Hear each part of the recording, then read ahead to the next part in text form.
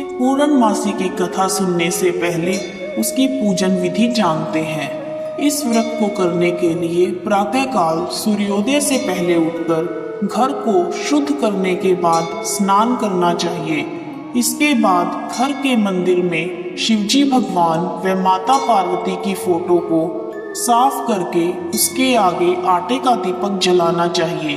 फिर पूर्व दिशा की ओर मुख करके दाहिने हाथ में जल लेकर व्रत का संकल्प करना चाहिए। उसके बाद गणेश भगवान का आवाहन करना चाहिए। फिर समस्त देवी देवताओं का आवाहन करके पूजन करना चाहिए। फिर भगवान शंकर, माता पार्वती व समस्त देवी देवताओं को धूप, दीप, बिल्व पत्र, दूध, दही, हल्दी, कुमकुम, चंदन, अक्षत, फूल, नारियल, ऋतुफल, तांबूल, सुपारी तथा दक्षिणा द्रव्य आदि चढ़ाएं और पूर्णमासी की कथा सुने। कथा सुनने के पश्चात कपूर से भगवान जी की आरती करनी चाहिए।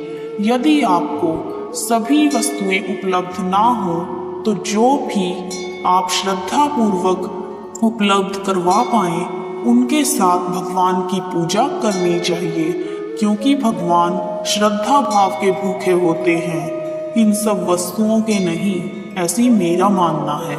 आइए सुनते हैं पूर्णमासी व्रत की कथा। द्वापर युग में एक बार यशोदा माँ ने श्री कृष्ण से कहा, हे कृष्ण, तुम सारे संसार के उत्पन्न करता, पालनहारी तथा संहार करता हो।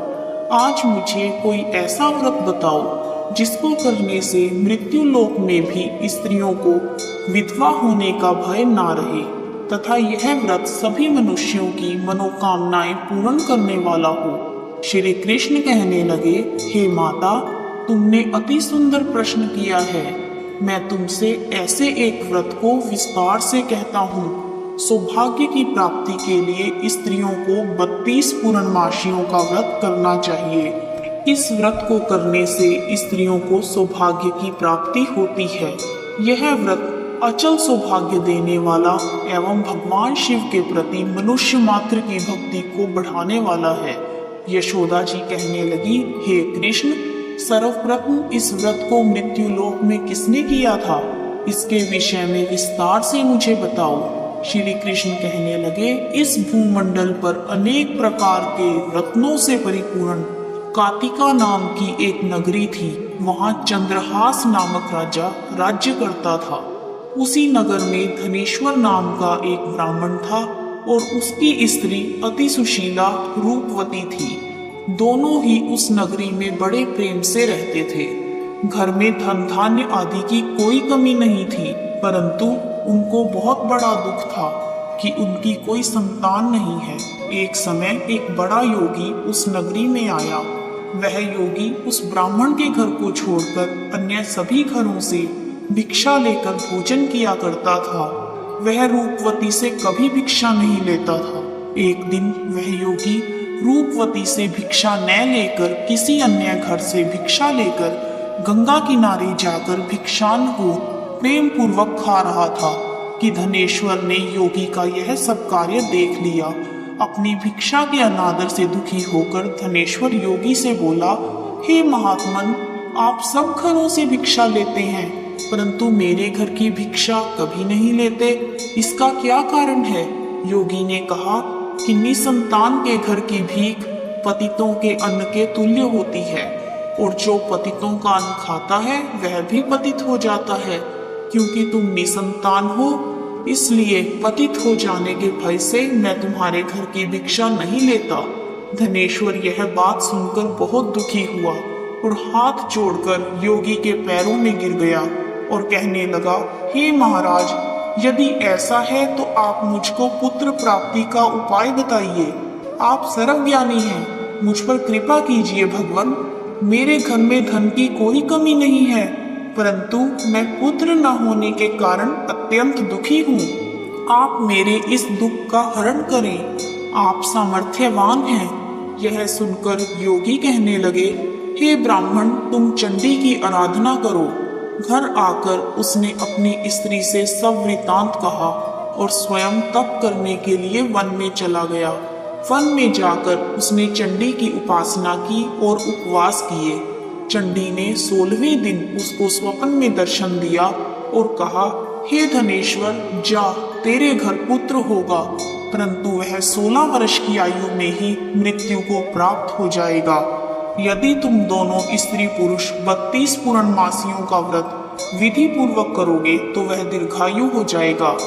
जितनी तुम्हारी सामर्थ्य हो, आटे के दिए बनाकर शिवजी भगवान का पूजन करना, परंतु पूर्णमासी के व्रत 32 होने चाहिए। प्रातःकाल होने पर इस स्थान के समीप ही तुम्हें आम का वृक्ष दिखाई देगा। उस पर चढ़कर तुम एक फल तोड़कर शीघ्र ही अपने घर चले जाना और अपनी स्त्री से सब वृत्तांत कहना। ऋतु स्नान के पश्चात वह स्वच्छ होकर श्री शंकर भगवान का ध्यान करके उस फल को खा लेगी। तब शंकर भगवान की कृपा से उसको गर्भ हो जाएगा। जब वह ब्राह्मण प्रातःकाल उठा तो उसने एक स्थान के पास ही आम का वृक्ष देखा, जिस पर एक अत्यंत सुंदर आम का फल लगा हुआ था। उस ब्राह्मण ने उस आम के वृक्ष पर चढ़कर फल को तोड़ने का प्रयत्न किया, परंतु वृक्ष पर कई बार प्रयत्न करने पर भी वह चढ़ नहीं पाया। तब उस ब्राह्मण को बहुत चिंता हुई और विघ्न विनाशक श्री गणेश भगवान जी की वंदना करने लगा। हे दयानिधे, अपने भक्तों के विघ्नों का नाश करके उनके मंगल कार्यों को करने वाले, दुष्टों का नाश करने वाले, रिद्धि सिद्धि प्रदान करने वाले, आप मुझ पर कृपा करके इतना बल दें कि मैं अपने मनोरथ को पूर्ण कर सकूं। इस प्रकार गणेश जी की प्रार्थना करने पर उनकी कृपा से धनेश्वर वृक्ष पर चढ़ गया और उसने सुंदर आम के फल को तोड़ लिया। उसने सोचा कि जो वरदान से फल मिला था वह यही है, और कोई फल तो दिखाई नहीं देता। उस धनेश्वर ब्राह्मण ने जल्दी से घर जाकर अपनी स्त्री को वह फल दे दिया और उसकी स्त्री ने अपने पति के कहे अनुसार उस फल को खा लिया और वह गर्भवती हो गई। देवी जी की असीम कृपा से उसे एक अत्यंत सुंदर पुत्र उत्पन्न हुआ, जिसका नाम उन्होंने देवीदास रखा। माता पिता के हर्ष और शोक के साथ वह बालक शुक्ल पक्ष के चंद्रमा की भांति अपने पिता के घर में बड़ा होने लगा। भवानी की कृपा से वह बालक बहुत ही सुंदर, सुशील, विद्या पढ़ने में बहुत ही निपुण हो गया। दुर्गा जी की आज्ञानुसार उसकी माता ने 32 पूर्णमासी का व्रत रखना आरंभ कर दिया, जिससे उसका पुत्र बड़ी आयु वाला हो जाए। 16वां वर्ष लगते ही देवीदास के माता पिता को बड़ी चिंता हो गई कि कहीं उनके पुत्र की इस वर्ष मृत्यु ना हो जाए। इसलिए उन्होंने अपने मन में विचार किया कि यदि यह दुर्घटना उनके सामने हो गई तो वो कैसे सहन करेंगे। इसलिए उन्होंने देवीदास के मामा को बुलाया और कहा कि हमारी एक बहुत बड़ी इच्छा है कि देवीदास 1 वर्ष तक काशी में जाकर विद्या अध्ययन करे और उसको अकेला भी नहीं छोड़ना चाहिए। इसलिए साथ में तुम चले जाओ और 1 वर्ष के पश्चात इसको वापस ले आना। सब प्रबंध करके उसके माता पिता ने काशी जाने के लिए देवीदास को एक घोड़े पर बैठाकर उसके मामा के साथ भेज दिया, परंतु यह बात उसके मामा या किसी और से नहीं बताई। धनेश्वर और उसकी पत्नी ने अपने पुत्र की मंगल कामना तथा दीर्घायु के लिए भगवती दुर्गा की आराधना और पूर्णमासियों का व्रत करना आरंभ कर दिया। इस प्रकार बराबर 32 पूर्णमासी के व्रत को उन्होंने पूरा किया। कुछ समय पश्चात एक दिन वह दोनों मामा और भांजा मार्ग में रात बिताने के लिए किसी गांव में ठहरे हुए थे। उस दिन उस गांव में एक ब्राह्मण की अत्यंत सुंदर, सुशीला, विदुषी और गुणवती कन्या का विवाह होने वाला था। जिस धर्मशाला के अंदर वर और उसकी बारात ठहरी हुई थी, उसी धर्मशाला में देवीदास और उसके मामा भी ठहरे हुए थे। संयोगवश कन्या को तेल आदि चढ़ाकर मंडप आदि का कार्य किया गया तो लगन के समय वर को धनुर्वात हो गया। इसलिए वर के पिता ने अपने कुटुंबियों से परामर्श करके निश्चय किया कि यह देवीदास मेरे पुत्र जैसा ही सुंदर है, मैं इसके साथ ही लगन करवा दूं और बाद में विवाह के अन्य कार्य मेरे लड़के के साथ हो जाएंगे। ऐसा सोचकर देवीदास के मामा से जाकर बोला कि तुम थोड़ी देर के लिए अपना भांजा हमें दे दो, जिससे विवाह के लगन का सब कार्य सुचारू रूप से हो सके। तब देवीदास का मामा कहने लगा कि जो कुछ भी मधुपर्क आदि कन्यादान के समय वर को मिले वह सब हमें दे दिया जाए, तो मेरा भांजा इस बारात का दूल्हा बन जाएगा। यह बात वर के पिता ने स्वीकार कर ली और तब उसका मामा कहने लगा कि जो कुछ भी मधुपर्क आदि कन्यादान के समय वर को मिले वह सब हमें दे दिया जाए, तो मेरा भांजा इस बारात का दूल्हा बन जाएगा। यह बात वर के पिता ने स्वीकार कर लेने पर उसने अपना भांजा वर बनने के लिए भेज दिया और उसके साथ सब विवाह कार्य रात्रि में विधि पूर्वक संपन्न हो गया। पत्नी के साथ वह भोजन करने लगा तो अपने मन में सोचने लगा, ना जाने यह किसकी स्त्री होगी।